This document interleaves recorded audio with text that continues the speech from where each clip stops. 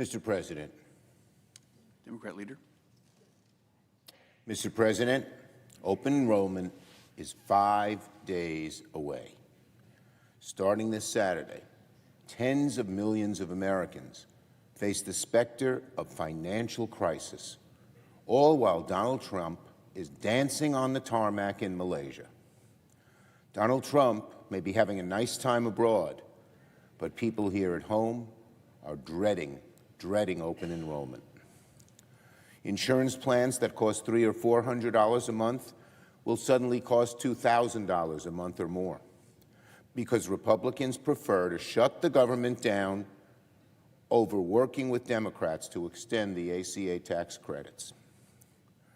Consequently, the average ACA plan is set to more than double starting next year.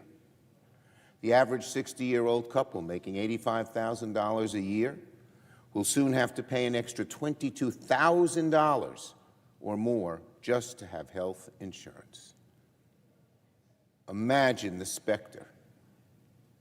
The devastation will be felt across the country, even by Americans with private insurance. They're not exempt.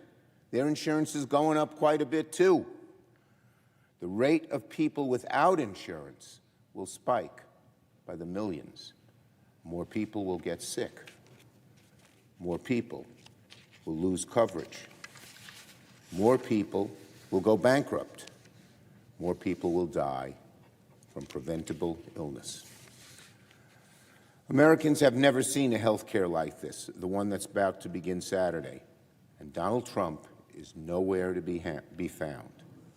Americans are going to sit at their kitchen tables Friday, Saturday, Sunday and say, how the heck can we pay these bills? What are we going to do without health insurance? What if our kids get sick? What if we get sick? And there is Donald Trump overseas, not even paying attention to this crisis. Instead of sitting down with Leader Jeffries and me, Trump skipped town for his second foreign trip in less than a month. Open enrollment is just days away, and Trump's message to the American people facing financial disaster is, greetings from Malaysia. Here's what the president needs to do. He should negotiate with Democrats to reopen the government and end the ACA crisis right away. The president should stop focusing on foreign escapades, on ballrooms, on bailouts for Argentina, and start focusing on negotiating with Democrats to lower people's health care costs. But Donald Trump isn't taking this crisis seriously still, as millions of Americans are just frightened, tens of millions, about what will happen. Trump continues to use the American people as pawns.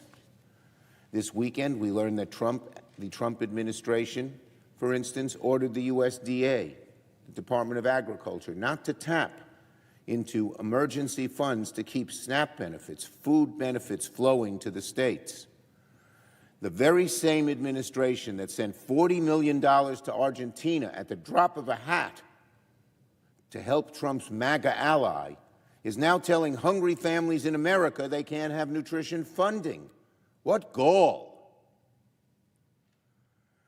The administration's decision to let SNAP freeze is callous, is cynical, and entirely unnecessary. Donald Trump says there's no money to pay hungry kids workers, but he's spending $40 billion to bail out Argentina, $300 billion on his vanity ballroom, $172 million on 2 luxury jets for Kristi Noem, hundreds of millions for outfitting his foreign jet, but nothing to help hungry kids. What war priorities? What a bubble this president lives in, apart, away, and not caring about the trauma the American people are facing when it comes to health care. Let's be very clear. The administration is making an intentional choice not to fund SNAP this weekend. The emergency funding is there. The administration is just choosing not to use it. And for those who say the money can't be moved around so easily, that's a load of bunk. If the administration can cough up $40 billion for Argentina, they can find money for SNAP by this Saturday. This administration that all year long has trampled over the rule of law, illegally impounded funds left and right, suddenly says the law won't let them fund SNAP to feed hungry kids? Give me a break. Even Republicans privately know that Donald Trump's SNAP ploy is outrageously cynical. Here's what one House Republican said on the issue. She said, "I find it hard to believe a department with so many slush funds can't find the money for a month of SNAP benefits." That's a quote from a House Republican. So make no mistake, Donald Trump is manufacturing a SNAP crisis instead of working with Democrats to reopen the government and end the health care crisis, which is very, very real for tens of millions of American families. Because after all, what Democrats are pushing for is the same thing what the American people want. Americans want to see their health care premiums go down. Americans want to see the government reopen. They don't want to have to pay an extra $20,000 a year just to have health insurance. And we Democrats want to solve this crisis right away. Lowering health care is not a crazy demand. It's not some left-wing pipe dream, which it seems the Senate Republican leader wants people to believe. It is rather just common sense. And most Americans, even MAGA voters, agree. 55% of those who voted for Trump, want to see the ACA credits extended. But Donald Trump and his Republican colleagues in the Senate, and even more so in the House, are nowhere to be found. So the choice to keep the government open or keep the government closed is entirely in Donald Trump and Republicans' hands. Time is short. Americans are on the brink of a crisis that could send millions and millions of families into financial disaster. Donald Trump and Republicans, meanwhile, are not even here in Washington to deal with the crisis heading straight towards us. Yield the floor. Note the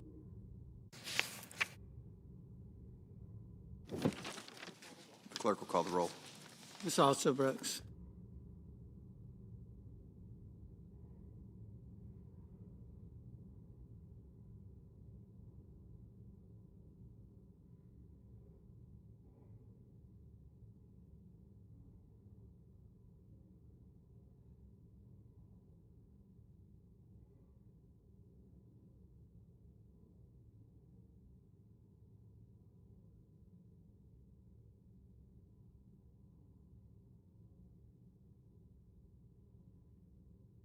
President, are we in quorum call? We are. Ask unanimous consent to suspend the quorum call. Without objection. Thank you, Mr. President. Democrat Whip. Mr. President,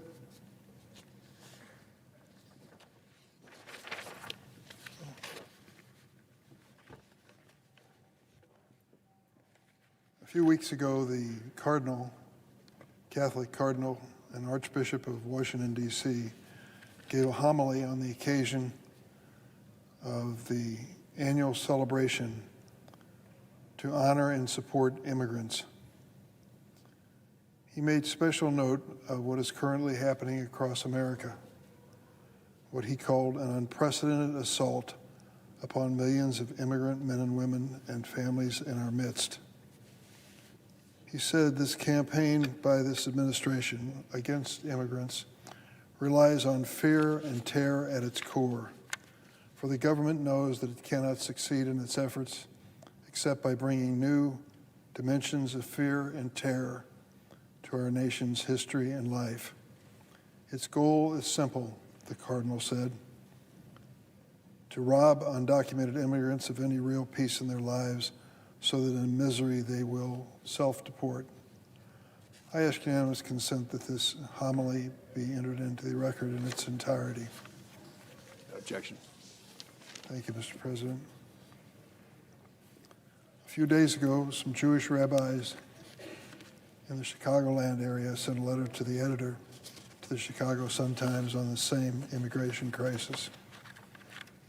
And they wrote, "On behalf of Jewish clergy serving communities across Chicago and Illinois, we write in opposition to the escalating campaign of fear and repression carried out by U.S. Immigration and Customs Enforcement in our cities and suburbs.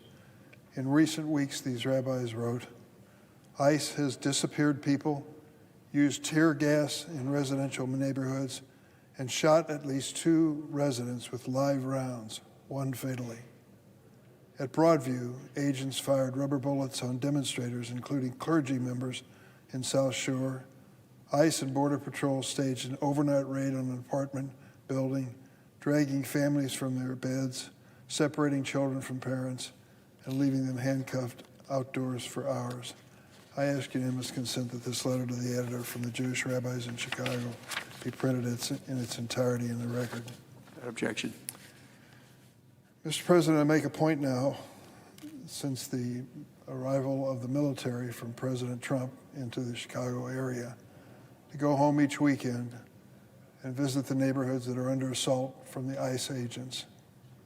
I did that last weekend and visited a suburb of Chicago known as Elgin, Illinois. People have heard of it, I'm sure. It's the 6th largest city in our state. The mayor, Dave Captain, is a true bipartisan man. No surprise, he's been mayor for almost 12 years. He's a good mayor and a good person, and we met in his office and talked about what's going on. Elgin was one of the first targets of President Trump and ICE. They sent in the agents in the early morning hours, along with Secretary Noem of the Department of Homeland Security. They broke down a door to a home, raided it by removing the family and accusing one of the occupants of being undocumented.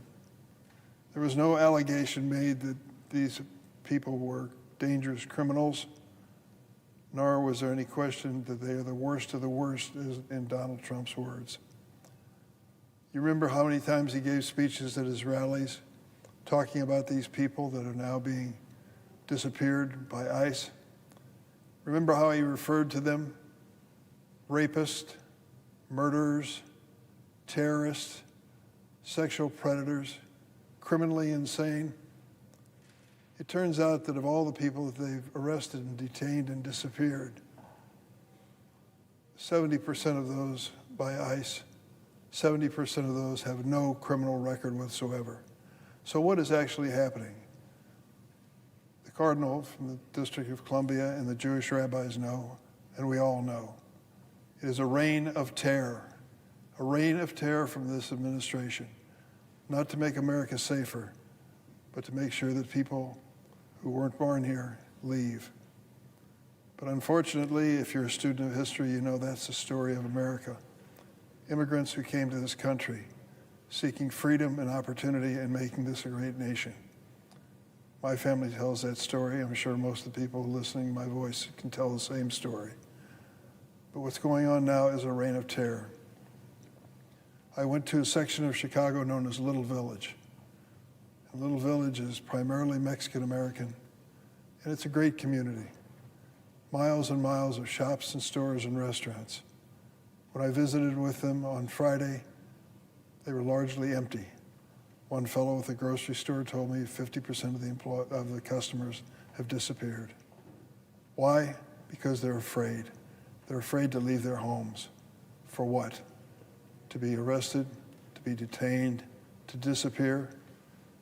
Oftentimes we're asked to try to find someone who has been detained and get little or no cooperation from the federal agencies.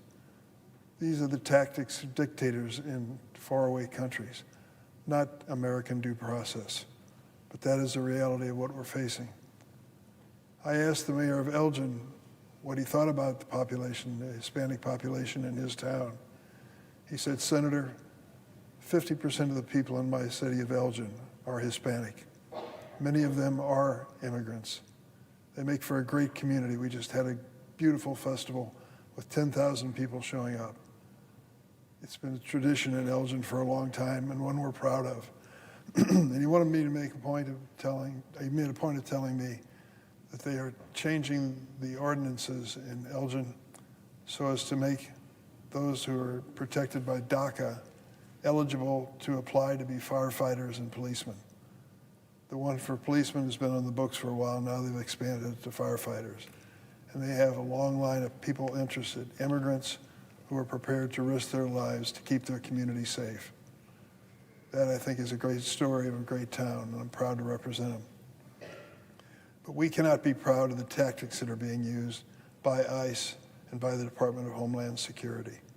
If you're going after serious criminals, the worst of the worst, the litany that is often given by President Trump at his rallies, count me in. I'll be part of that. But to terrorize people in their homes, to make them afraid to go to church, afraid to go to the market, afraid to go to a restaurant, is not what this country is about. There's only one parallel in history that I can think of that has occurred in my lifetime. And that, of course, would be the internment of 120,000 Japanese Americans during World War II. It was a discriminatory policy in the midst of a war that took these people from their homes and their businesses and held them in camps scattered around the west of the United States. We look back on that years later and say that was a terrible mistake. That is not what America is all about. I was a member of the House of Representatives when the United States government under President Clinton issued a formal apology to Japanese Americans for that policy. Sadly, we are building up another occurrence in the United States with the actions of ICE and Department of Homeland Security when it comes to Hispanic Americans. Profiling is part of the process, and it's a disgrace that it is. That is the reality of what we face in Chicago, and that's the reality of what they're going to face in other states to come. It is time for not only the clergy to speak up, but people who care to speak up, who believe in human life and the value of it, and believe that people need to be treated with respect. Mr. President, on an unrelated issue, over the weekend we witnessed another brutal Russian onslaught against Ukraine, a scene brazenly repeated after overtures made to Russian President Putin to end the war. I do not begrudge President Trump for trying to engage with Putin. I've met with my fair share of autocrats in my political career. But Putin is not serious about negotiating into the war in Ukraine. He is not driven by real estate or personal financial motivations, but by deep personal grievances and twisted readings of history and nostalgia for the Soviet Empire. So much so that Putin has been willing to slaughter thousands of innocent Ukrainians, kidnap children, send more than 1 million Russians to become war casualties in pursuit of this myopia. And we should also be under no illusion that this is just a Russian assault on Ukraine. It is an assault against the United States values, and it's an assault against NATO and its allies. Last week again, Russia entered NATO airspace, this time in Lithuania. The move followed years of increasingly provocative Russian incursions, and Russian planes have entered the Alaskan Air Defense Identification Zone at least 9 times this year. I welcome President Trump's recent decision to tighten sanctions on Russia. He can and should take further steps to increase military and economic pressure on Putin. And we in Congress should finally pass sanctions legislation, which has 80 co-sponsors of both political parties, and we should do it soon. Mr. President, on an unrelated topic, today my constituents in Illinois will begin to receive letters from health insurance companies outlining the prices for next year's health insurance premiums. For many Illinois families, these letters will inform them that their premium costs will double. Do you want to know why we're in a government shutdown? It's because of that letter that's being sent around by insurance companies to residents of Illinois and many other states this week. They're going to learn, unfortunately, that the cost of their health insurance in many instances is going to double, $1,000 or more, each one of these recipients, all because congressional Republicans have chosen to allow the Affordable Care Act's enhanced tax credits to expire. These credits have helped millions of people in every state, but the Republicans want to get rid of them. They want American families to have to pay more for health insurance. Last week, I sent a letter to the health insurance companies in Illinois asking them what it will mean to lose these tax benefits. Major health insurers like Blue Cross Blue Shield and United told me that expiration of these tax credits will be a disaster. In Illinois, these tax credits lower premiums by an average of more than $500 a month, $6,000 a year. Families that are trying to struggle to pay electric utility bills, struggle to pay grocery expenses, now face up to $6,000 a year more for the same health insurance they enjoyed this year. When Illinoisans go online on getcovered.illinois.gov today to check their health insurance premiums for next year, they're going to see two devastating things. First, nearly 400,000 Illinoisans will have to grapple with the reality that they may no longer receive the premium assistance they had received this year. These losses could reach hundreds to thousands of dollars a month, depending on the family size. Second, they'll see that across our state, health insurance premiums are going up approximately 30% next year, fueled by these expiring tax credits from the big, beautiful Trump budget bill. It's a double hit: loss of the enhanced tax credits and underlying costs skyrocketing, all because the Republicans in Congress refused to sit down with us now, and fix this problem. Listen to what Melanie from Elmhurst shared with me. She said, quote, "I receive a $379 monthly tax credit. Without the tax credit, my insurance is unaffordable, plain and simple." She's not alone. She's one of 100,000 people in my state and more than 4 million nationwide who stand to lose their health coverage because of this Republican decision. Democrats tried to address the expiration of these credits earlier this year, but the Republicans have refused to cooperate. Now is the time to get it done. For families who are Republican, Democrat, Independent, whether they vote or not, they should have access to health insurance. If you're looking for leadership from the White House, we have to hope that the president will return from his trip and take up this cause, and hope that the House of Representatives will actually come to the Capitol for the first time in 4 or 5 weeks. Their presence is long overdue. I yield the floor.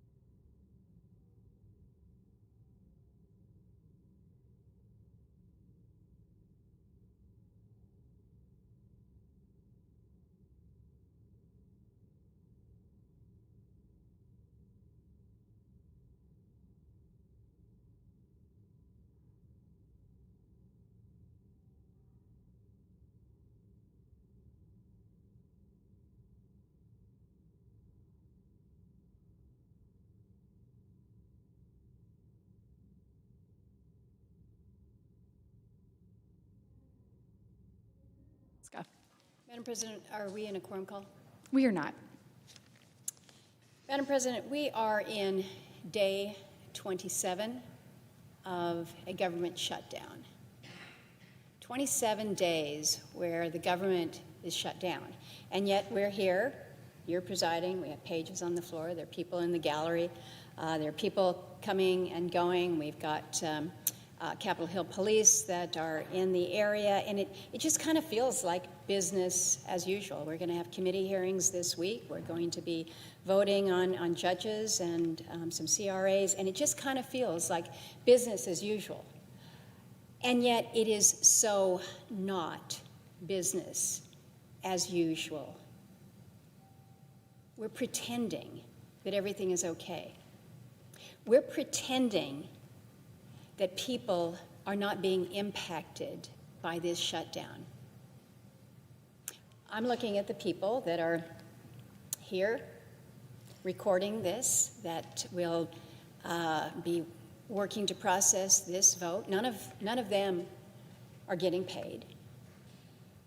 The Capitol Hill police that I visit with on a daily basis, outside and inside, are not getting paid, and they share with me that, well, I still had to drive in. I've got a 40-minute drive to get here, so I've got to fill up my car.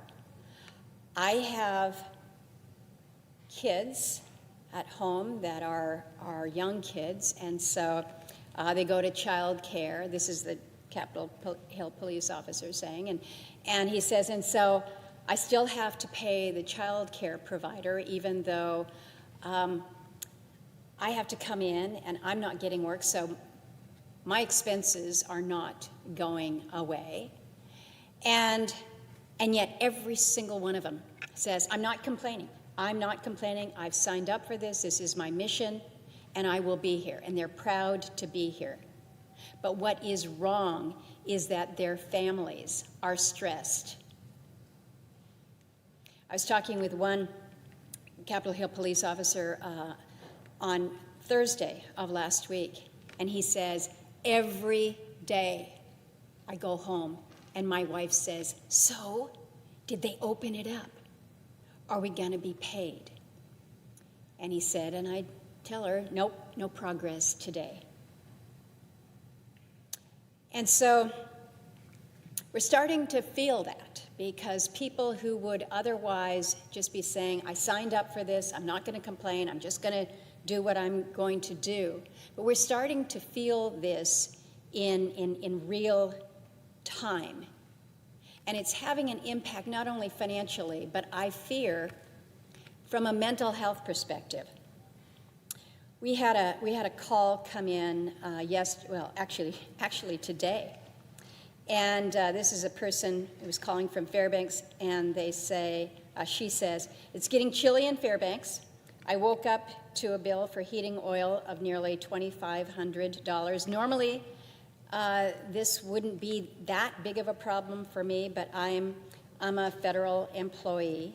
I love my job, but it's been very frustrating to have constant threats of shutdowns and rifts looming over my head. I work hard. I'm so tired of being labeled as one who's not working hard. I'd first like to propose that Congress doesn't get paid while we aren't getting paid, and maybe take fewer long weekends. Well, I would let her know that for many of us, I don't know about the occupant of the chair, but for many of us, we have deferred our pay. It's not right that our staffs should not get paid, and yet we get paid. But she raises a good point. She says, maybe we in Congress should take fewer long weekends. I think she's right. I think she's right. We left here Thursday afternoon. Members are just now coming back. We'll have our first vote here at 5:30. And in the meantime, people have done important stuff. We have important jobs. We go home. We do important things. And maybe we are able to carve out a little time to be with our families as well, and try to have some of that balance. But for some, they still had to come in this weekend. Some of those Capitol Hill police officers still had to come in this weekend to keep this place moving. Some of the folks who are here to provide services to the building still had to come in this weekend, and they weren't getting paid. And so I think the suggestion about us maybe taking fewer long weekends is something not only that we should consider, but I'm going to challenge this body. I got a long commute home, folks. And I'm not begrudging that, but I don't think that we should be going home and just behaving as if this was another week in the United States Senate. Not when we have a government shutdown. There is so much that is coming at us like a freight train. Little kids are excited because Friday is going to be Halloween. Well, let me tell you, the scary costumes on Halloween night are not going to be the scariest things. It's going to be what is delivered, what's left on the doorstep the next morning, November 1st. When it then becomes officially official, SNAP payments will not be processed, will not be available for the many 66,000 in Alaska who rely on those food benefits. The WIC payments to the women, infants, and children's, those too will be impacted. It is a reality for us that we are seeing an impact across our society in ways that are not only scary, but overwhelming for some. We had a pretty tough week and a half with a major disaster. Thank you to the President for declaring that presidential disaster following ex-Typhoon Halong. But I can tell you that those who are reliant on SNAP benefits are increasingly stressed because of what they have just gone through with displacement within their homes. And now it's across the whole state. And our food banks are stressed. We were stressed going into the beginning of winter already. We keep in close touch with our food banks.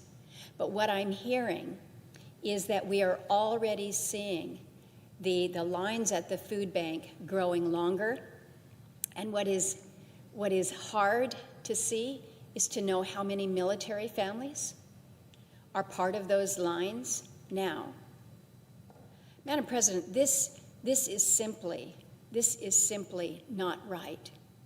Now, we may or may not have what we call rifle shot votes this week that will. Maybe we will take up again the bill that would pay all the federal workers. Maybe there will be a way that the military, who has been paid up until the end of this month, that we will be able to make that next pay increment. I certainly hope so. And not just our military, but our U.S. Coast Guard and those that are in law enforcement. Maybe there's going to be a vote that would allow us to pay our U.S. Capitol Police. I've signed on to that bipartisan measure. Maybe there's going to be a vote for us to pay out the SNAP benefits. I've signed on to that legislation as well. Maybe, but maybe not. And again, if we do take the rifle shot approach, who else are we leaving behind? What have we done for the men and women who are making sure that when we go through those airports, you've gone through the TSA, what have we done to make sure that our air traffic controllers that are keeping us safe in the skies, that their wives aren't yelling at them at the end of a long, stressful day and saying, when is this going to end? So we have got to figure this out. And I know that we have our positions. And if people don't know what the Republican positions are and the Democrat positions are, they haven't been listening to this discussion for the past 27 days. We know what it is. We have got to come together, which means we've got to talk to one another. And it can't be about Republicans winning and Democrats losing, or Democrats winning and Republicans losing, because right now, those that are losing are the American people. Those who are calling us up and saying, Social Security hasn't released her survivor's benefits after her husband's death. The inquiry is placed on hold. Sorry, you're just going to have to wait. A fellow in Petersburg was told that his telehealth appointment with his cardiologist was canceled because of the lapse in authorization of telehealth benefits. And so they basically said, if you want to keep this appointment, you're going to have to fly to Seattle. Those of you that know Alaska know that Petersburg and Seattle are not connected by a road, and it's not cheap. A couple in Anchorage said that they've been waiting on an approval from the FDA on a compassionate use exception for a medication to treat stage 4 ovarian cancer. And now they're told, just hold on, government's not operational right now. We have a lot in our maritime community, and in order for them to be lawfully out on the water, they need to have license renewed through the new merchant mariner credentialing. That's on hold. We've got a housing situation in Sitka, and we've got an Army Corps permit for the Housing Authority that has been delayed. We can't figure that one out. We're talking to people who have been trying to get an SBA loan, a local business owner in downtown, the school district in Sleep Mute. They've been waiting to get the impact aid emergency construction dollars so that they can repair this roof that is literally falling down on top of the kids in the back of the school there. And, they're told, well, there's nobody here to take your call. There's nobody here to take your call because the government is not open. So for those who think that this is not that big of a deal, they need to start asking people, not only people who are federal employees, not only people who are SNAP recipients. They need to be asking people about just some of the day-to-day matter-of-fact things that happen when you have a small business or you're trying to get your fishing vessel out in the water. Real Alaskans are being impacted, and real Alabamians are being impacted. Americans are being impacted when we don't do our job. And maybe this idea of we don't go home this weekend until we resolve this, maybe it doesn't work. Maybe we just look at one another and say, I'm not even going to talk to you. Maybe we just continue on with multiple rounds of the same vote that we've been taking for the past 27 days and see if we get a different result. Now, some say that's the definition of insanity. I don't know. But what I do know is that when we leave and we assume that things are fine, or we send that message that things are fine because we've just gone home and it's just business as usual here, then people whose lives are really being impacted right now, they think we don't get it. We do get it. We need to act to end the shutdown. And I'm going to call on all of my colleagues to stay here until we get it done. With that, Madam President, I yield the floor.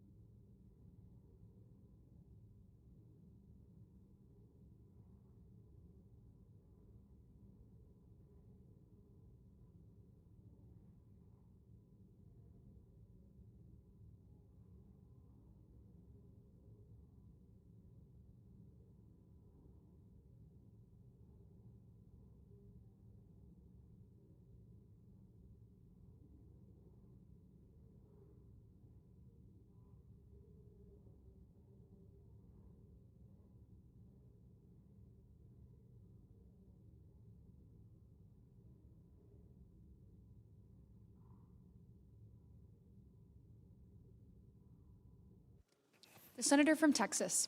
Madam President, are we in a quorum call? We are not. Madam President, the name Hezbollah has become increasingly familiar in recent years to Americans as one of Iran's main proxy groups committed to the destruction of Israel and even the United States.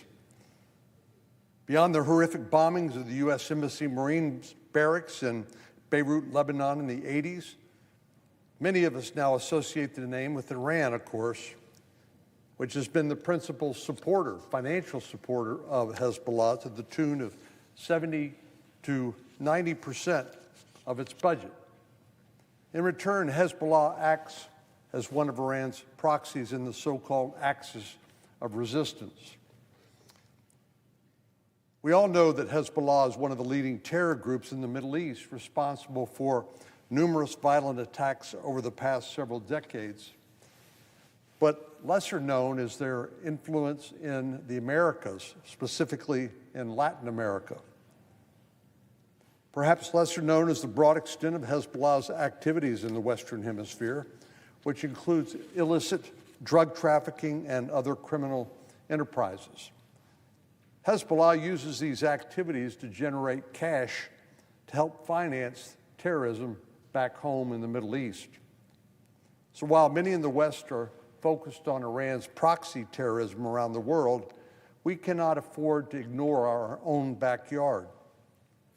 Last week, I chaired a hearing for the Senate Caucus on International Narcotics Control to examine the role that terrorist networks have played in creating the drug crisis that we face here in the United States, which has taken hundreds of thousands of lives over recent years.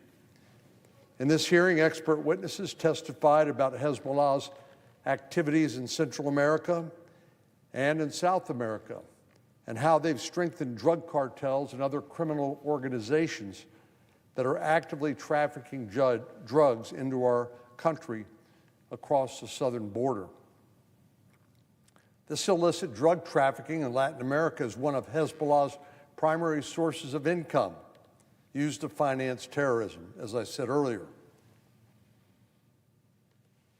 As we learned at the hearing, now more than ever, Hezbollah will be looking to increase its cash flow and revenue from drug trafficking and other illegal activities in Latin America as they seek to rebuild from Israel's impressive campaign to rid the world of this terrorist threat. We learned that Hezbollah takes advantage of free trade zones in Central America where they can carry out their illegal operations under minimal law enforcement and oversight. And then there's the tri-border region between Argentina, Brazil, and Paraguay, long known to be a hotbed of terrorist financing, because it has a minimal law enforcement footprint and is a hub for commerce, and it is a black market for all sorts of illicit activities, from drug trafficking to arms trafficking to identity theft and even real estate schemes. Hezbollah, when it comes to its fundraising, like many criminal organizations, is commodity agnostic, meaning they'll do anything for money. The border of these three countries, known as the tri-border region, is isolated and hard to monitor, making it possible for easy transit between them. It boasts a robust network of roads that connect the area to major cities as well as international airports. These attributes, paired with high levels of corruption and lack of good governance, create the perfect petri dish for both illicit and licit trade to flourish. It was in this region in 2008 where the U.S. Operation Titan arrested upwards of 130 suspects and seized roughly $23 million associated with a joint operation between Hezbollah and Colombian cartels that were engaged in cocaine smuggling and money laundering. This operation uncovered about 700,000 wiretapped conversations revealing drug cartels' association with working hand in glove with Hezbollah. 700,000 wiretapped conversations tying these drug cartels to this terrorist organization. For example, one key cartel leader was known as Taliban and given permission to freely import drugs and launder cash into Lebanon in exchange for a 12% tax on his proceeds paid to Hezbollah. Hezbollah's operations extend to other free trade zones like the Margarita Islands in Venezuela and Macau in Colombia. It was in Macau where Ali Mohammed Salah, a designated Hezbollah facilitator, led a support cell that raised money for the broader Hezbollah network. His activities included transporting money from Colombia to Hezbollah in Lebanon through Venezuela. The Venezuelan government has openly embraced this illicit commerce and these criminal organizations. At last week's hearing, one of our witnesses described the regime of President Maduro as, quote, a key enabler of Hezbollah's malign activity in the Western Hemisphere. From providing passports to Hezbollah operatives, allowing them to travel more freely, to creating transportation pipelines to intelligence collaboration, Venezuela has developed a partnership with Iran and Hezbollah, allowing them to finance their terror operations around the world while they engage in illicit money laundering and transportation of drugs and other illegal activities in the Americas. The U.S. Treasury Department has uncovered key evidence that the Maduro regime and Iran are collaborating at the state level. For example, in 2020, Adel El Zabayar, a former Venezuelan official and political ally of Nicolas Maduro, was indicted in the Southern District of New York for facilitating cocaine and weapons trafficking between his own government and Hezbollah. A Venezuelan businessman was also found to have provided resources to Hezbollah, including ideological and military training and networks for illicit trafficking for drugs and weapons. Notwithstanding the impressive work of the UN's intelligence community, Maduro has not exactly been secretive about who his friends and who his enemies are. In 2022, Maduro openly bragged about his exemplary relationship and increasing cooperation with Iran.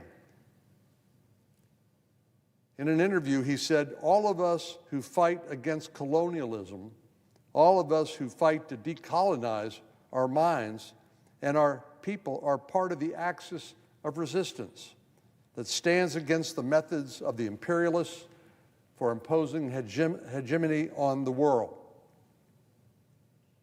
Now, if you didn't know that this was the president of Venezuela speaking, you might have mistaken the quote from a leader of Iran or some other state sponsor of terrorism. Or you might have mistaken it for one of America's elite universities or a slogan from one of the pro-Hamas clubs protesting on Columbia's campus, for example, last spring, who pride themselves in resisting Western colonialism. Well, obviously, they're all drinking the same Kool-Aid. In addition to aiding and abetting Hezbollah, Maduro has been criminally indicted based on his leadership of the Cartel of the Suns, probably one of the least known cartels. Better known are the Mexican cartels. But Cartel of the Suns is actually headed up by Nicolas Maduro, the president of Venezuela. And it includes a network of Venezuelan military officials, including the Army, Navy, Air Force, and the Bolivarian National Guard. Named for the insignias in the Venezuelan military officials' uniforms, the Cartel of the Suns, or the Cartel de los Soles, is involved in everything from gasoline smuggling to illegal mining, drug trafficking, and a whole raft of other illegal activities in Central and South and North America. The U.S. Treasury Department sanctioned the Cartel of the Suns this past July for its material support of Tren de Aragua and the Sinaloa cartel and their illegal drug and criminal activity here in the United States. This gives you an idea of how interconnected these networks are that seek to undermine our country and to threaten our people, but not just in America, but also our friends and allies in Central and South America. This is a network that chants threat to Israel, death to Israel, and also chants death to America. We've known for a long time that much of the fentanyl trafficked through our southern border was manufactured using Chinese precursor chemicals.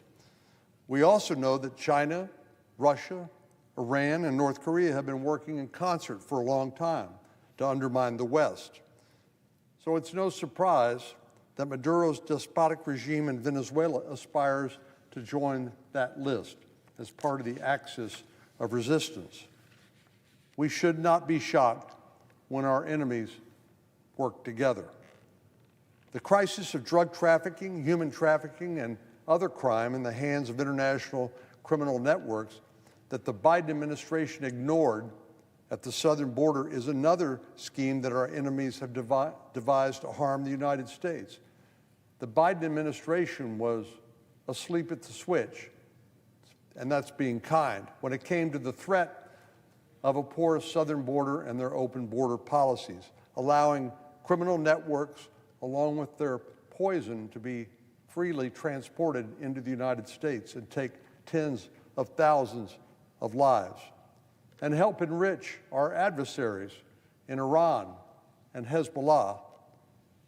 The deaths in America resulting from drug overdose and the violent crime that our people are suffering is not an accident. It's directly connected to this axis of resistance. And while it may be easy to think we can ignore these terrorists in the Middle East because, well, there's an ocean between us and them, the fact of the matter is there is not. They are operating right here in our own backyard. Iran's proxy terrorist operations have contributed to and profited from the instability and corruption in South America that has led to a mass migration crisis in South America and Mexico, which has flooded our southern border with unprecedented numbers of illegal crossings during the Biden administration.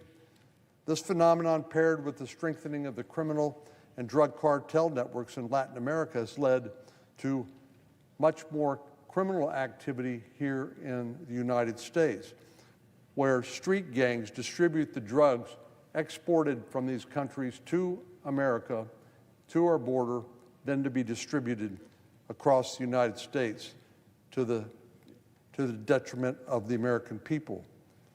So the reason this hearing was so important is because we need to connect the dots. We need to make sure we understand the nature of the threat to our way of life. And it's not just about over there, it is about right here in our backyard, that our enemies are collaborating and threatening the safety and security of the American people. Madam President, I yield the floor. I note the absence of quorum. The clerk will call the roll. Ms. Alston-Brooks.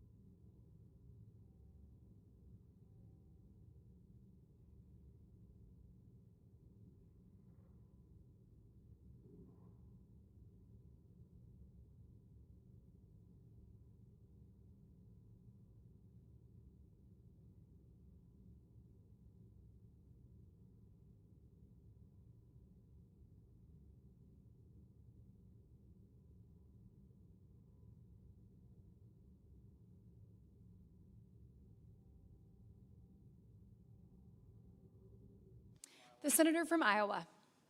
Calling the quorum be suspended. Without objection. Madam President, I come to the Senate today to address my recent oversight relating to our nation's federal courts and to share some of my recent findings. This month, I sent letters to a pair of federal judges regarding their suspected use of artificial intelligence in published court orders. The two judges issued orders that were wrought with serious, inexplicable errors that were of great concern to the litigants, to the public, and to me. One judge, sitting in the Southern District of Mississippi, issued an order that named plaintiffs and defendants who were not even a parties to the case. It misquoted statutory text. It erroneously cited evidence that didn't exist in the record, and it referred to sworn declarations by people who had not appeared anywhere in the case. I've never seen or heard of anything like this from any federal court. The other judge, sitting in the District of New Jersey, issued an order with fake quotes and misstatements about case law. The order even falsely attributed quotations to the defendants that apparently were never made. Errors like I just described are unfathomable. Both judges' errors are obviously reckless and unacceptable, but in fact, it gets worse.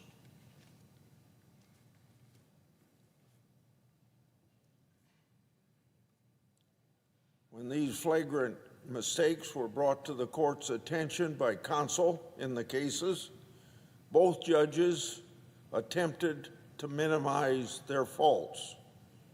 One even referred to the errors as quote unquote clerical. Both judges removed their orders from the docket and the public record without even any explanation. This lack of transparency is breathtaking, and the judge's refusal to accept responsibility for the actions eroded public confidence in the competency and fairness of the federal judiciary. When litigants or their attorneys misuse artificial intelligence like this and file sloppy briefs with incorrect citations and falsehoods, they are rightly held accountable.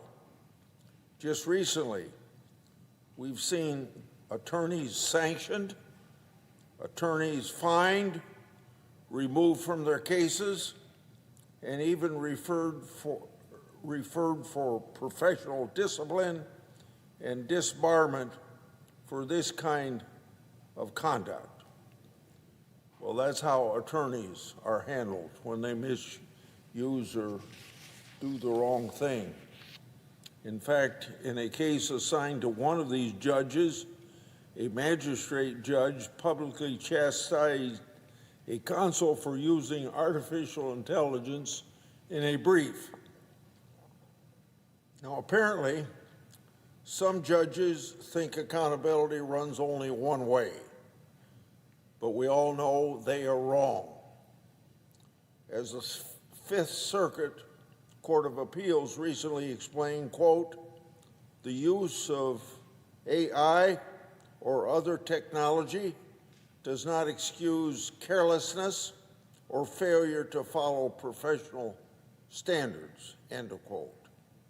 That's true for every officer of a federal court, attorney, and judge alike. Now, to their credit, finally, These two judges responded to my letters and explained that they're taking measures to ensure that these instances never happen again. Each acknowledged that the errors in their orders arose from the misuse of artificial intelligence by staff in their chambers. One judge blamed a law student intern, and the other blamed a law clerk for generating the errors. This helps explain how it happened, but ultimately how it happened that way does not matter. A lawyer can't excuse an error-ridden brief by blaming a paralegal or junior associate.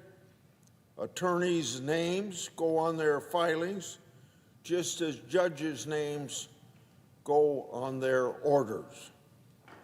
The judges issue orders in their own name that determine the rights of the parties before them. The buck stops at the judges. It's bad enough that the federal court order could misstate or pervert the law to the degree that we saw in these two judges, but I'm concerned that these now public blunders arose in cases represented by sophisticated parties who had the resources and the legal talent to push back and make sure that their clients got justice. So at the same time, through these errors that I've pointed out, we have to fear that people without resources, that if the same thing happened to an indigent party or a pro se litigant, the truth may never have come to light. I cannot and will not stand for that. All litigants are owed a fair shake in the court. Our federal courts must hold themselves to the highest of standards. Our Constitution depends on it. Justice requires it. Americans deserve better from their judges. Now, to be clear, I appreciate these two judges finally accepting responsibility for what went on in their jurisdiction. And I believe them when they say that they're deploying measures to prevent the same mistakes from happening again. But this should be a lesson, not just for these two judges, but for the entire bench and the bar. Artificial intelligence is a powerful and potentially dangerous resource. Although it may have some role in preliminary legal research, it cannot and must not be a substitute for legal judgment. The Senate confirms federal judges. We don't confirm computer software to perform the duties mandated under Article 3. As chairman of the Senate Judiciary Committee, I'm committed to safeguarding litigants' rights and ensuring that every party in federal court receives fair treatment and careful review by Article 3 judges. I call on every judge in America to make this issue seriously, or to take this issue seriously, and formalize measures to prevent the misuse of artificial intelligence in their chambers. I also call upon the Administrative Office of the U.S. Courts and also the Judicial Conference to quickly develop decisive and meaningful guidance on the use of artificial intelligence by our judiciary. In the wake of my oversight, Judge Cronin in the Southern District of New York implemented a rule in his courtroom to ensure the accuracy of filings. He requires attorneys to disclose any artificial intelligence use and to certify that he or she, quote, personally reviewed the filings for accuracy, end of quote. I applaud him for taking this issue seriously, and I encourage other members of the bench to consider similar rules and to hold themselves to the same standard as they require of litigants in the court. I'm hopeful that these two unfortunate episodes by the two judges that I referred to will serve as a wake-up call across the federal judiciary. But if it isn't, I'm here today to give a warning. I'm watching.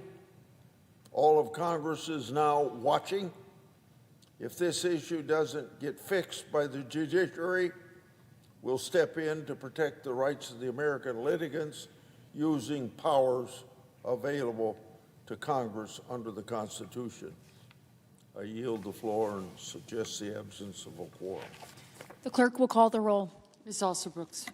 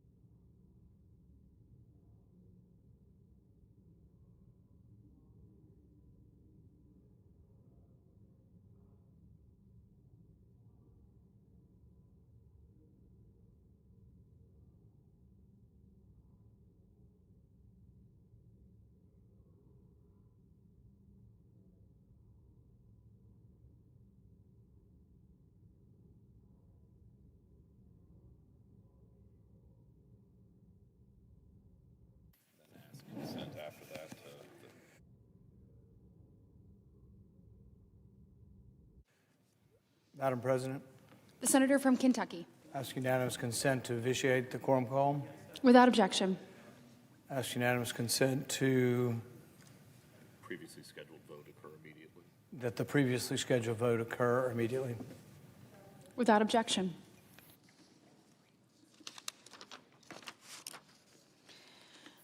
Under the previous order, the Senate will proceed to executive session and resume consideration of the following nomination, which the clerk will report.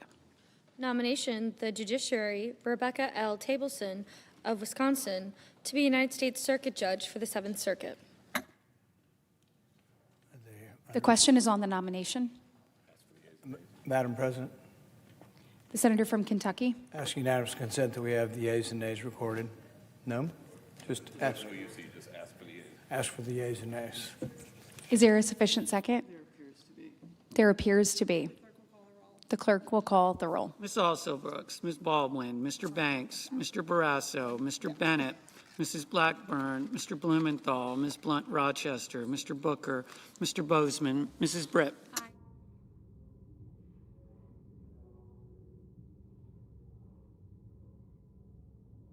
Mr. Budd.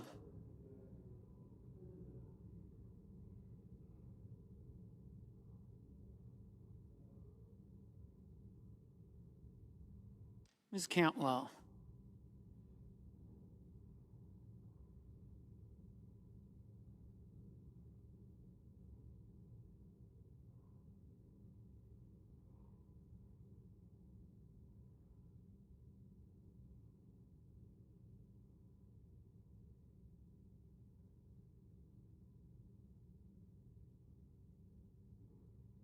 Mrs. Capito, Mr. Cassidy.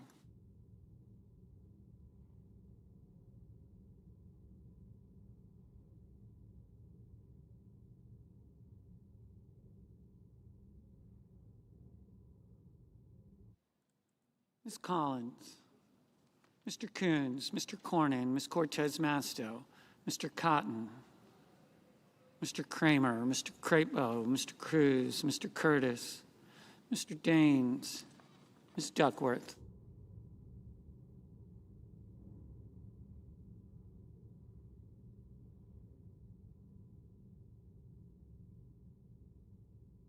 Mr. Durbin, Ms. Ernst, Mr. Fetterman, Mrs. Fisher, Mr. Gallego.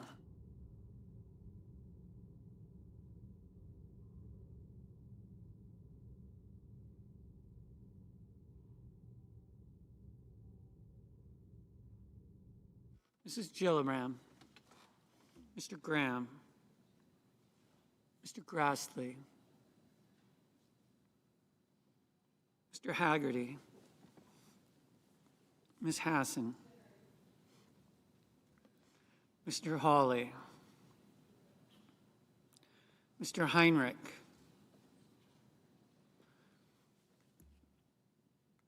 Mr. Hickenlooper, Ms. Hirono, Mr. Hoven, Mr. Husted, Mrs. Hyde-Smith.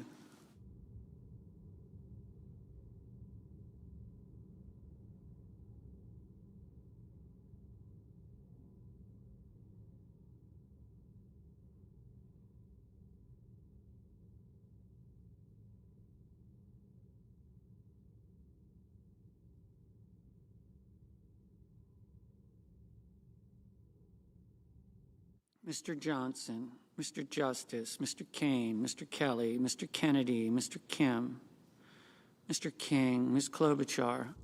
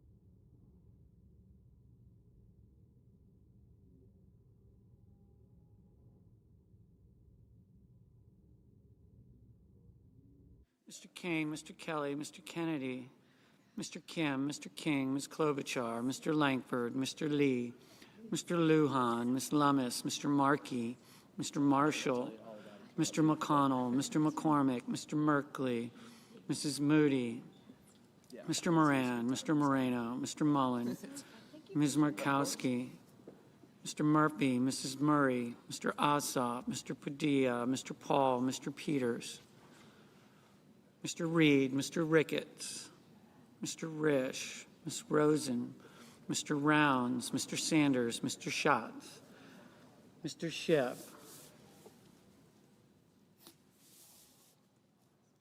Mr. Schmidt, Mr. Schumer, Mr. Scott of Florida, Mr. Scott of South Carolina, Mrs. Shaheen, Mr. Sheehy, Ms. Slotkin, Ms. Smith, Mr. Sullivan, Mr. Thune, Mr. Tillis, Mr. Tuberville, Mr. Van Hollen, Mr. Warner, Mr. Warnock, Ms. Warren, Mr. Welch, Mr. Whitehouse, Mr. Wicker, Mr. Wyden, Mr. Young.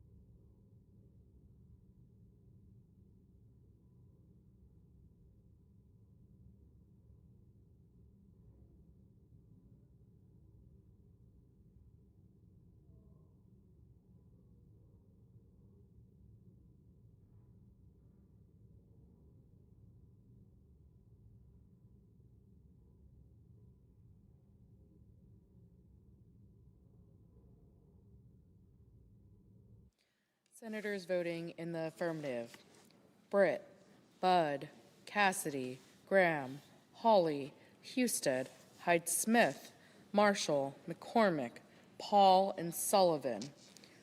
Senators voting in the negative: Booker, Heinrich, Hickenlooper, Hirono, Kane, Kelly, Kim, Merkley, Ossoff, Peters, Rosen, Welch, and Wyden.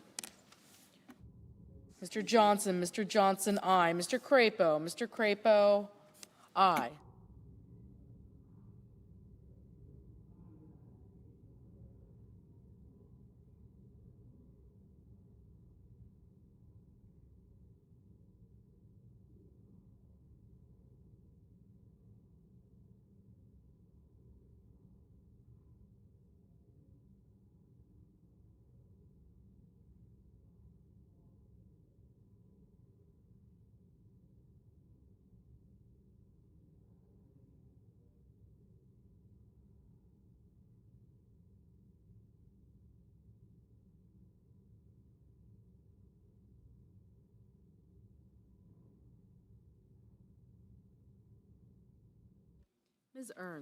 Ms. Ernst, aye.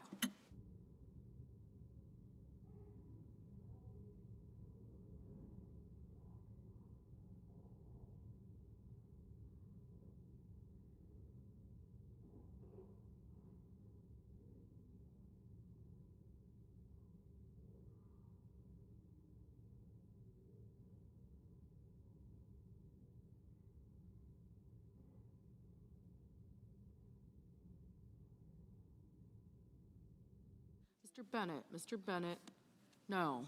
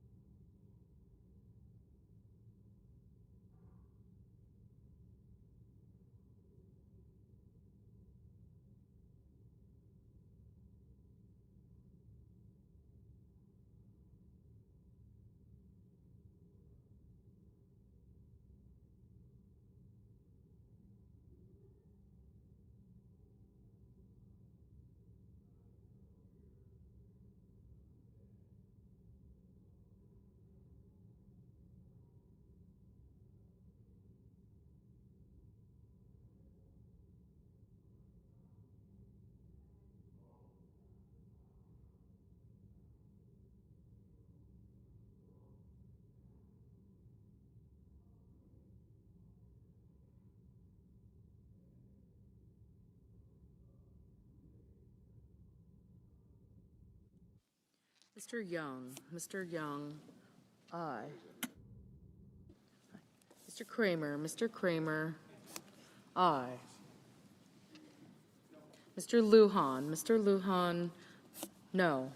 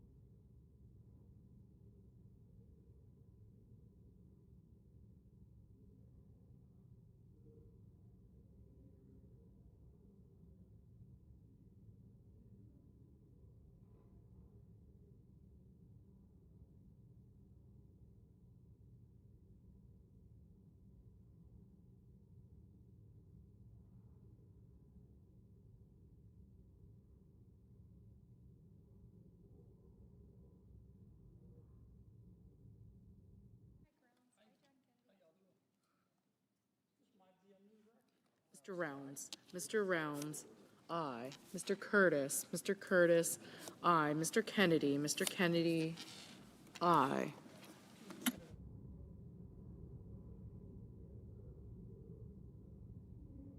Mr. Moran. Mr. Moran. Aye.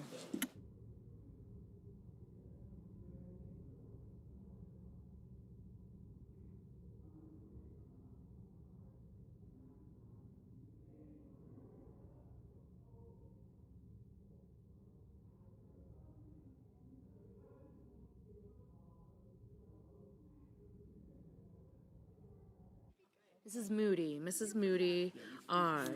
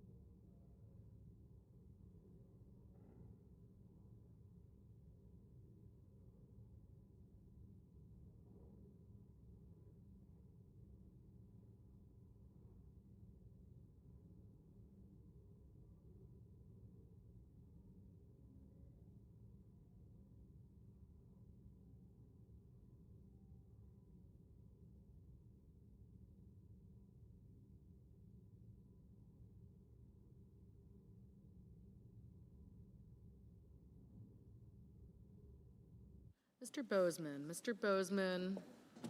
Aye.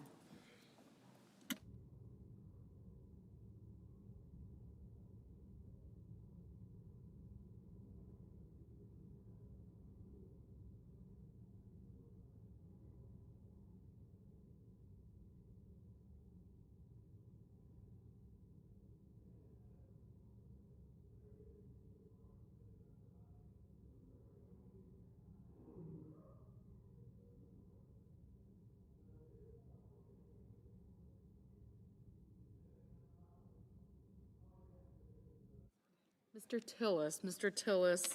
Aye.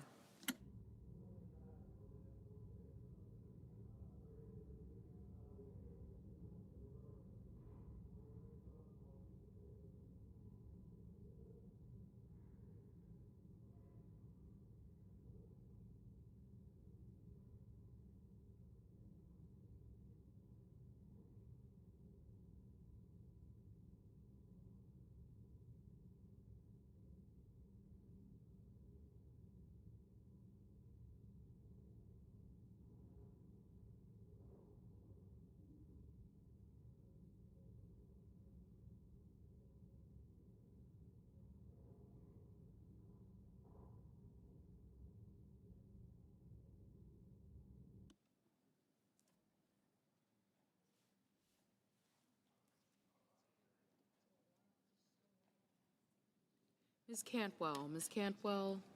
No.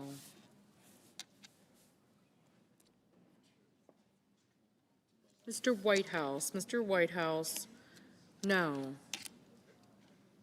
Mr. Reed. Mr. Reed. No.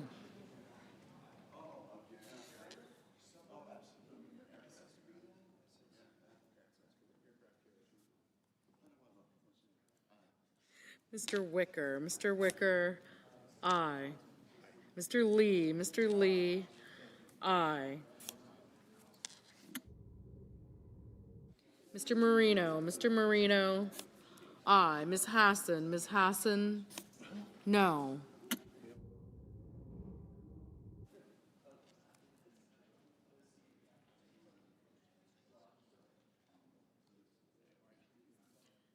Mr. Ricketts. Mr. Ricketts. Aye. Mr. Sheehy. Mr. Sheehy. Aye.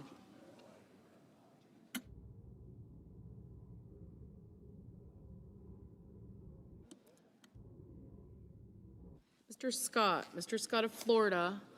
Aye.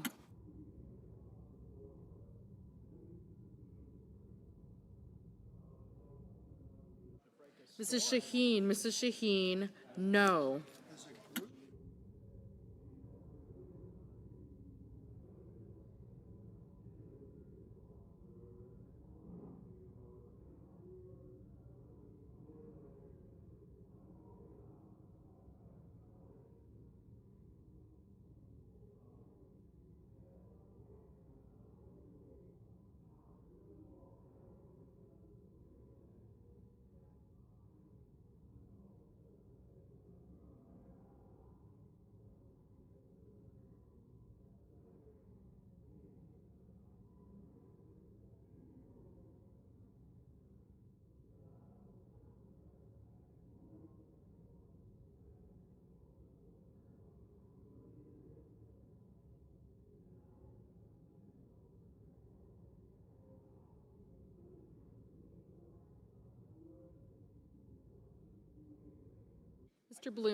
Mr. Blumenthal, no.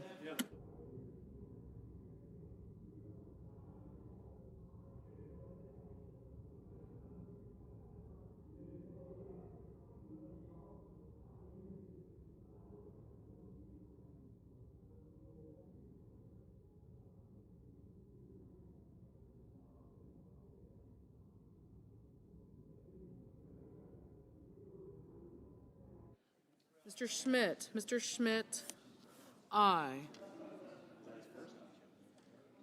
Mr. Barrasso, aye. Mr. Scott of South Carolina, aye.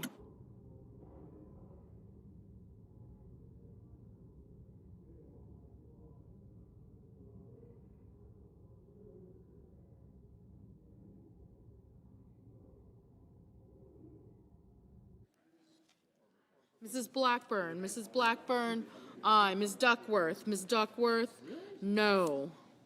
Mrs. Capito, aye. Mr. Daines, aye. Mr. Cotton, aye.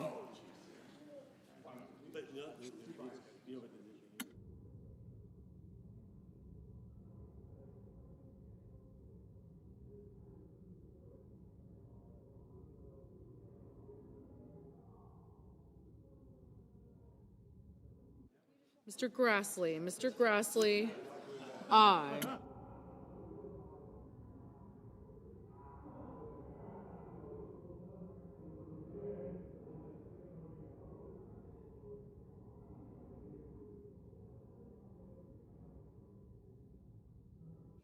Mrs. Fisher, aye.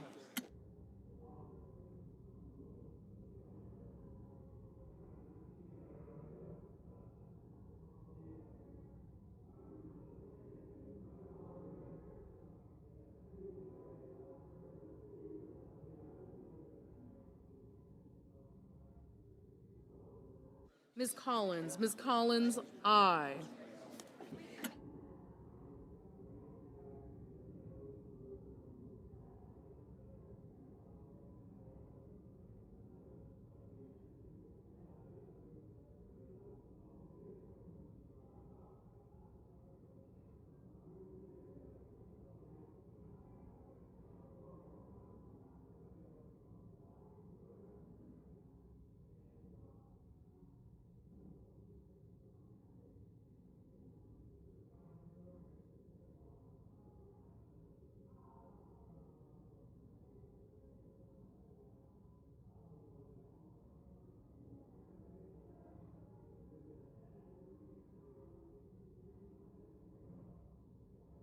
Mr. Banks, aye.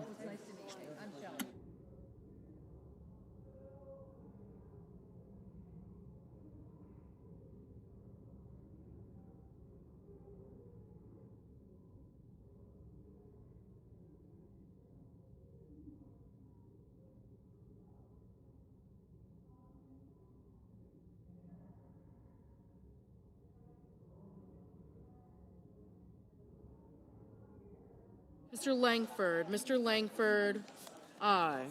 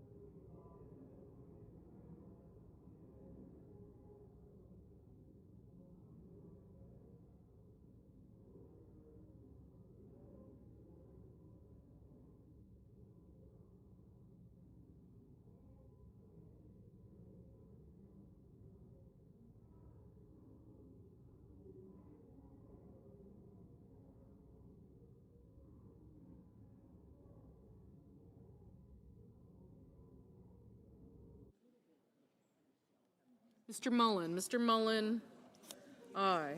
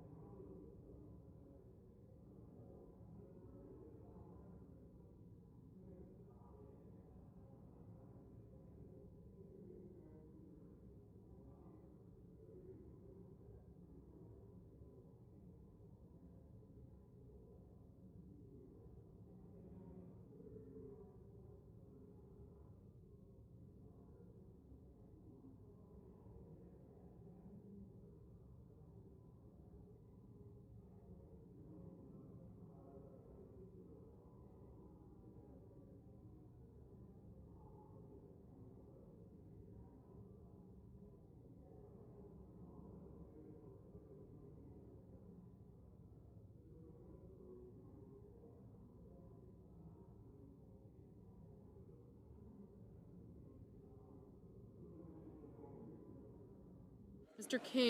King, no.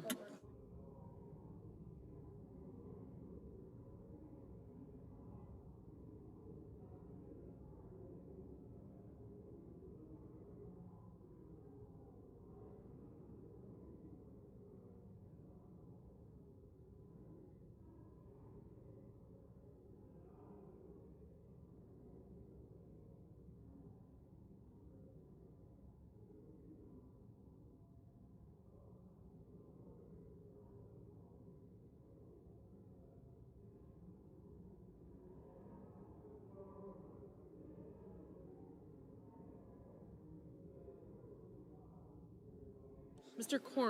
Cornyn, aye.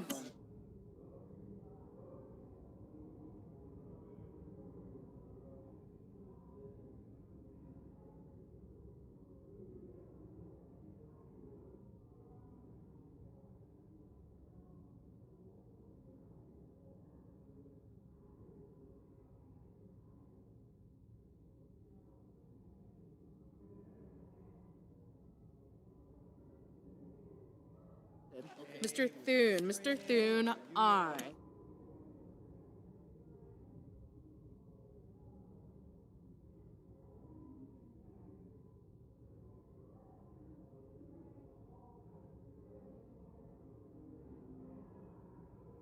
Ms. Blunt Rochester, no.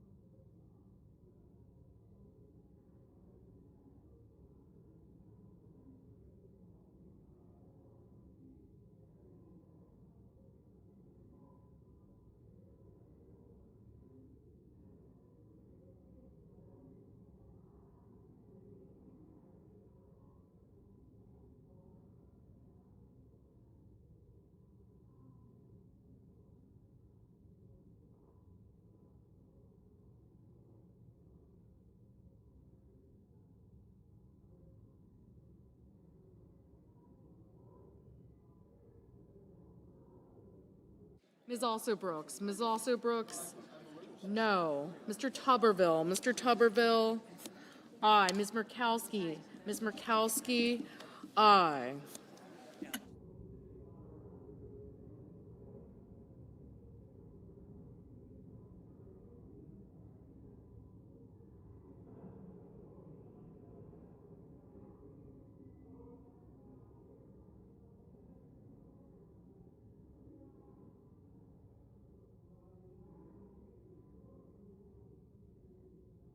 Mr. Hoven. Mr. Hoven, aye.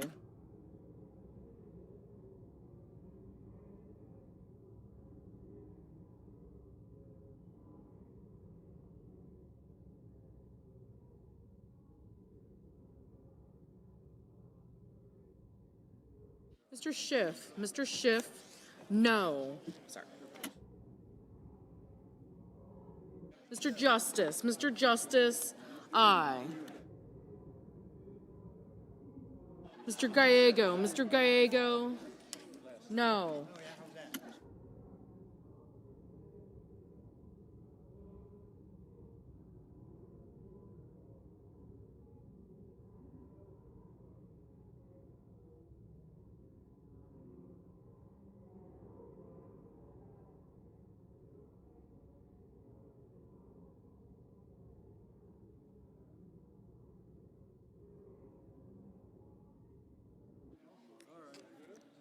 Mr. Van Hollen. Mr. Van Hollen, no.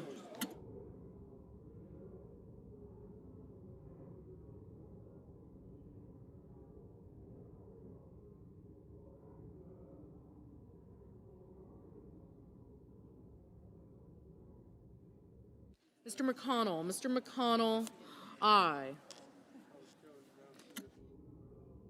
Mr. Markey. Mr. Markey, no.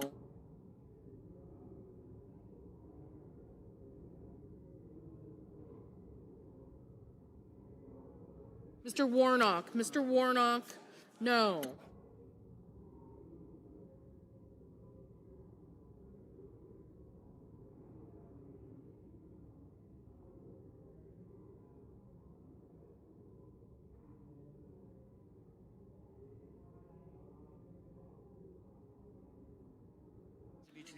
Ms. Klobuchar. Ms. Klobuchar, no. Ms. Smith. Ms. Smith, no.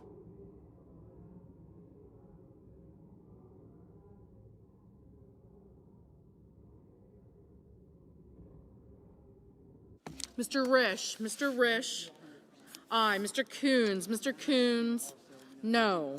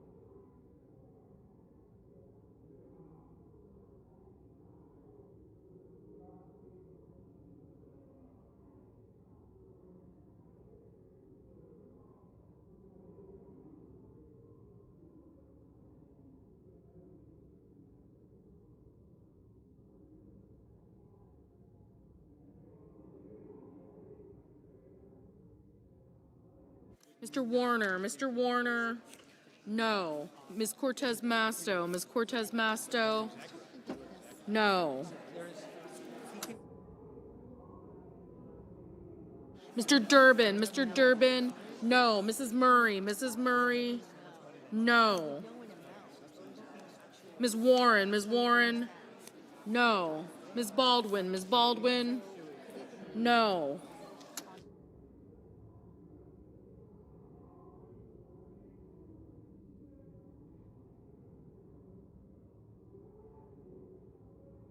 Mrs. Gillibrand. Mrs. Gillibrand? No. Mr. Schatz. Mr. Schatz? No. Mr. Haggerty. Mr. Haggerty? Aye.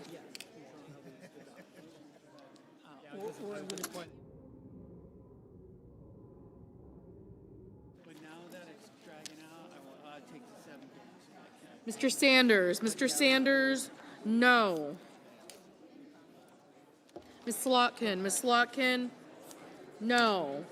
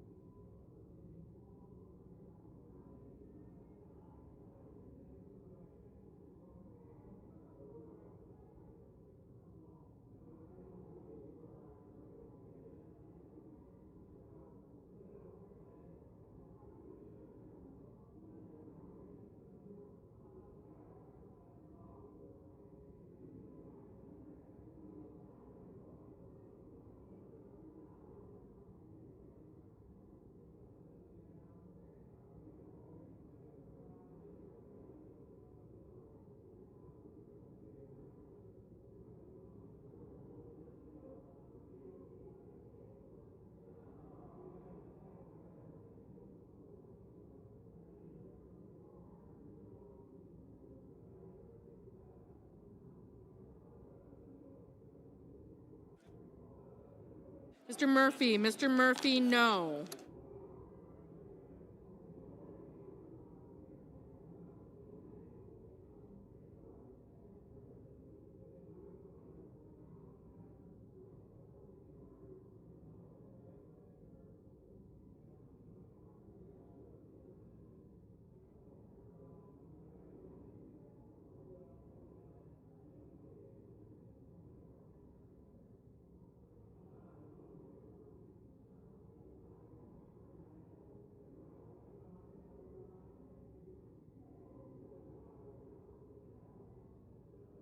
Mr. Cruz. Mr. Cruz? Aye.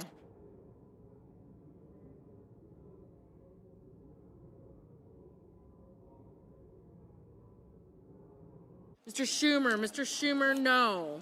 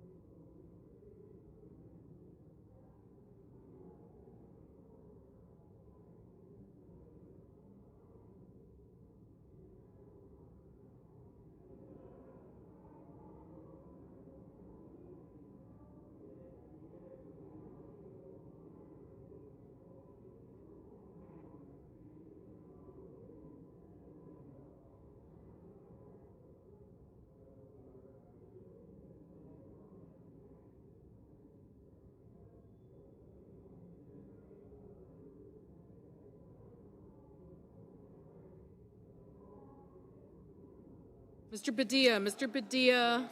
No.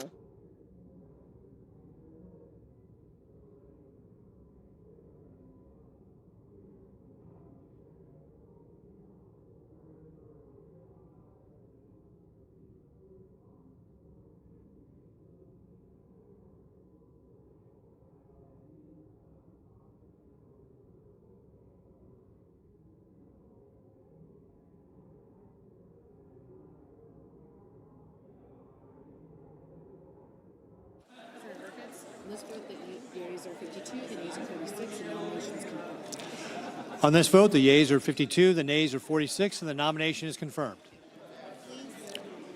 Under the previous order, the motion to reconsider is considered made and laid upon the table, and the President will be immediately notified of the Senate's action. Under the previous order, the Senate will resume consideration of the following nomination, which the clerk will report. The judiciary, Bill Lewis of Alabama, to be United States District Judge for the Middle District. The question occurs on the nomination. Is there a sufficient second? There appears to be. Clerk will call the roll. Ms. Alsobrooks. Ms. Baldwin. Okay. Thank you. Thank you.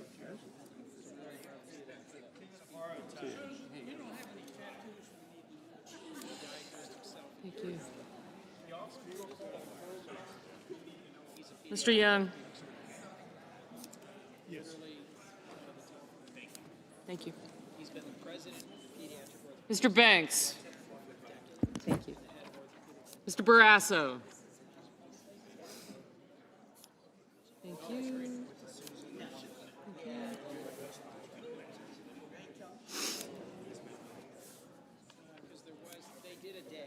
Mr. Bennett.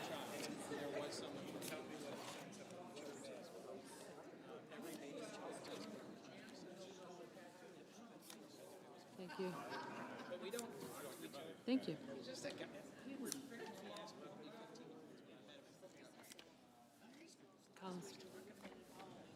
Mrs. Moody.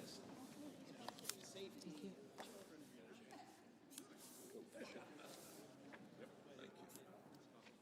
Mrs. Blackburn.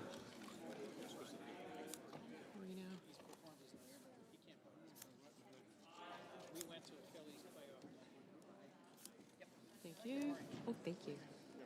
Me too. Thank you.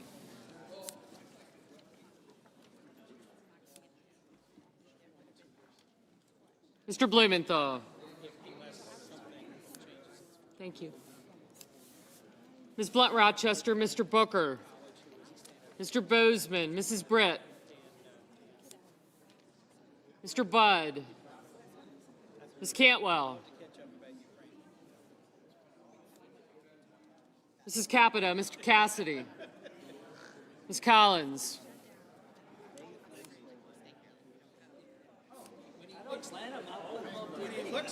Thank you. Mr. Coons. Thank you. Yeah, I can. Thank you.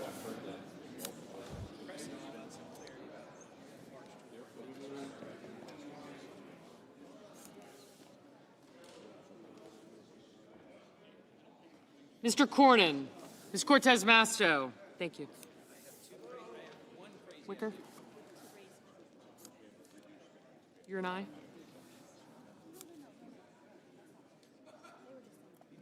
Mr. Cotton, Mr. Kramer, Mr. Crapo.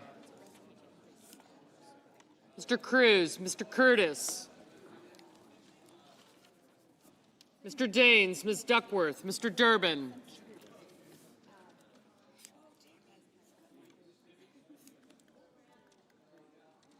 You're not? Thank you.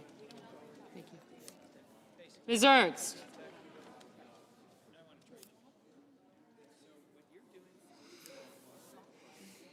Mr. Fetterman, Mrs. Fisher, Mr. Gallego, Mrs. Gillibrand, Mr. Graham, Mr. Grassley, Mr. Haggerty, Ms. Hassan, Mr. Hawley, Mr. Heinrich, Mr. Hickenlooper, Ms. Hirono, Mr. Hoven, Mr. Husted, Mrs. Hyde-Smith,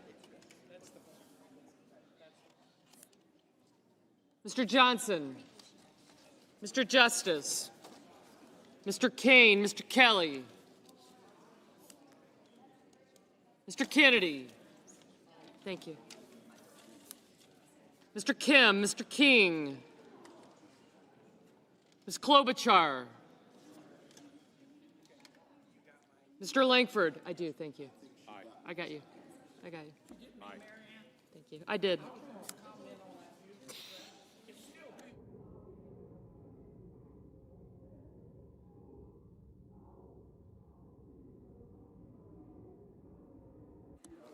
Mr. Lee, Mr. Lujan, Ms. Lummis,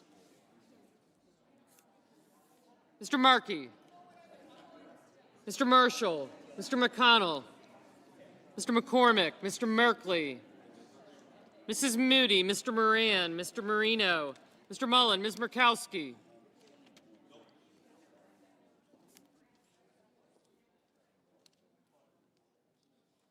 Mr. Murphy, Mrs. Murray, Mr. Ossoff, Mr. Padilla, Mr. Paul, Mr. Peters, Mr. Reed,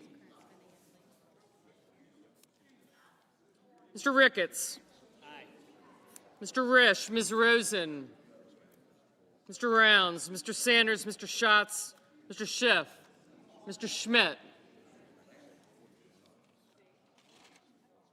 Mr. Schumer, Mr. Scott of Florida, Mr. Scott of South Carolina. Thank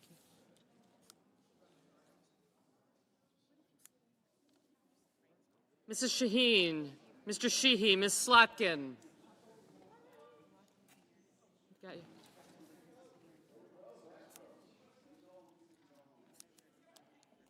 Ms. Smith, Mr. Sullivan,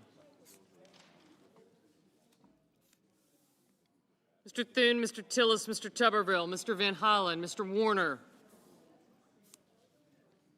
Mr. Warnock, Good timing. Ms. Warren, Mr. Welch, Mr. Whitehouse, Mr. Wicker,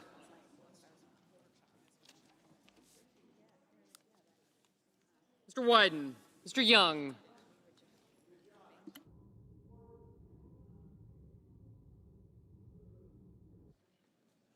Senators voting in the affirmative: Banks, Barrasso, Bozeman, Britt, Budd, Capito, Collins, Cornyn, Cotton, Kramer, Crapo, Cruz, Curtis, Daines, Durbin, Ernst, Fisher, Graham, Grassley, Haggerty, Hassan, Hoven, Husted, Justice, Kane, Kennedy, King, Lankford, McCormick, Moody, Moran, Marino, Mullen, Paul, Peters, Ricketts, Risch, Rounds, Schiff, Schmidt, Sheehy, Thune, Tillis, Tuberville, Wicker, and Wyden.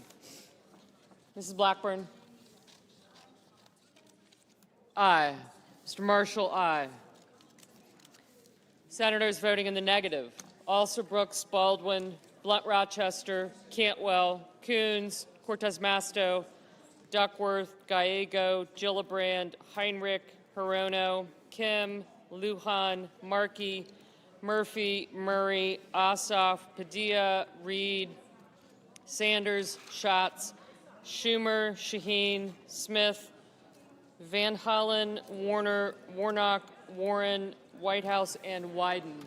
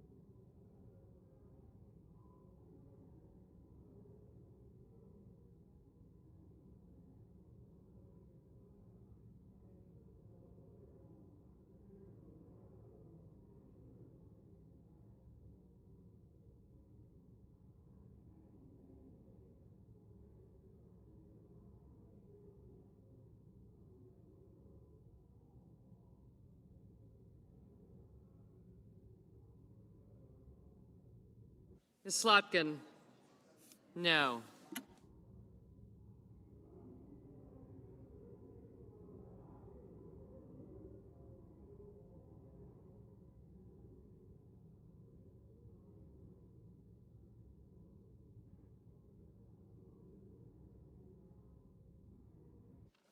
Mr. Welch?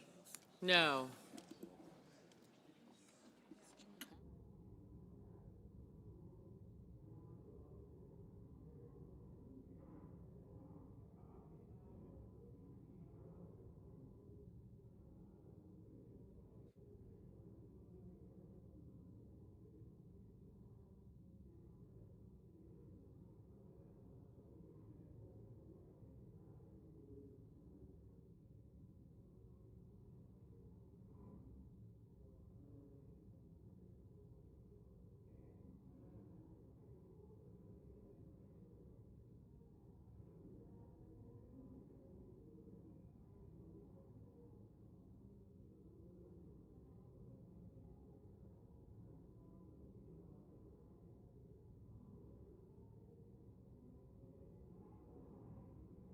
Mr. McConnell, aye.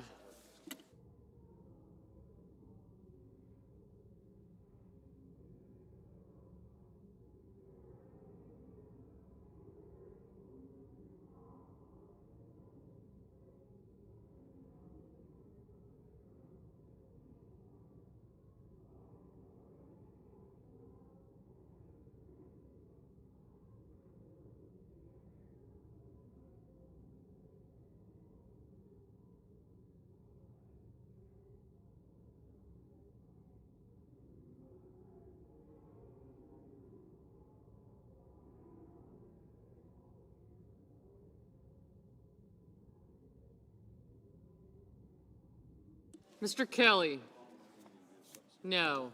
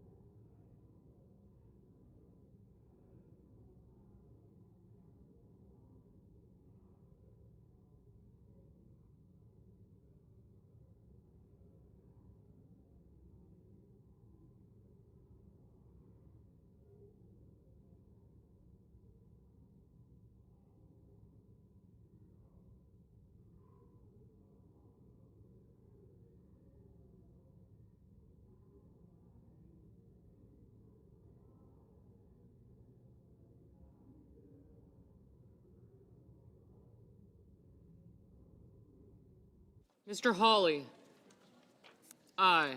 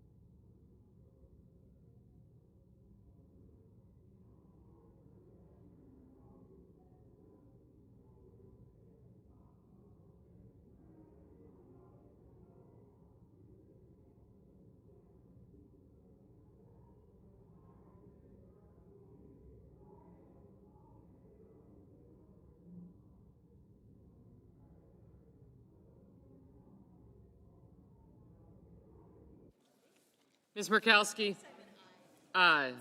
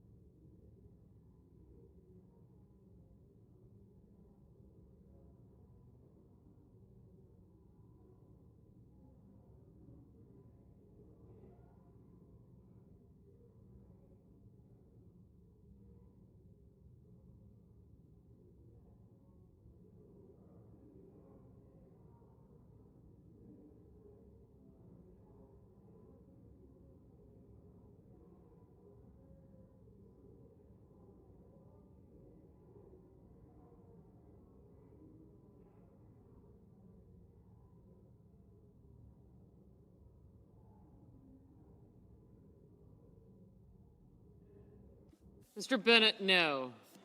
Ms. Rosen, no.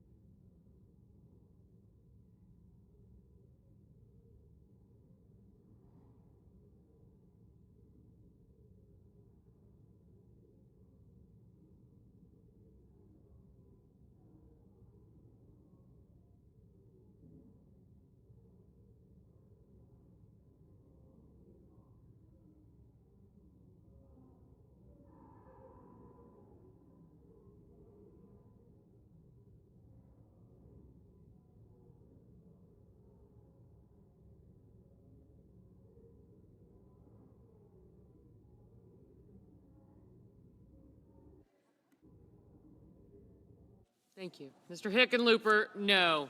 Mr. Merkley, no.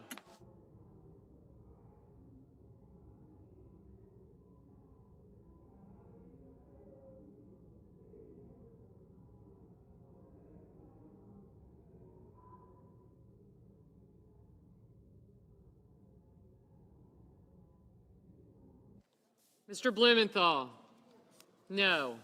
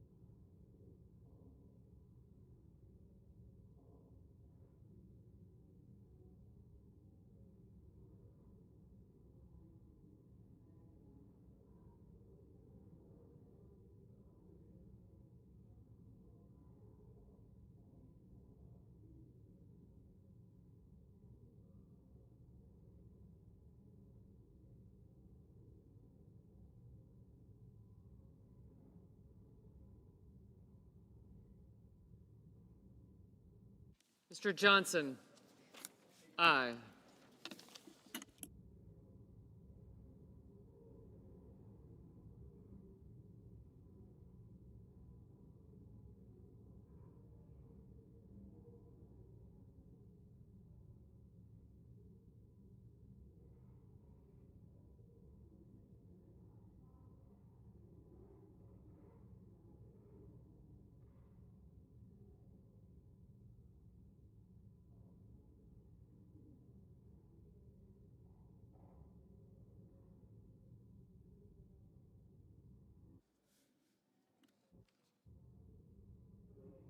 Mr. Lee, aye.